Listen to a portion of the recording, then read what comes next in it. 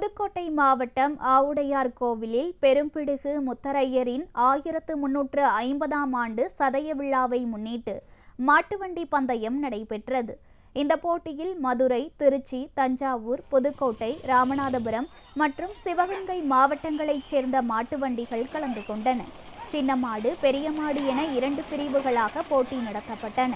நிர்ணயிக்கப்பட்ட இலக்கை அடைய மாட்டுவண்டிகள் சீறி பாய்ந்து சென்ற காட்சியை பொதுமக்கள் ஏராளமானோர் கண்டு ரசித்தனர்.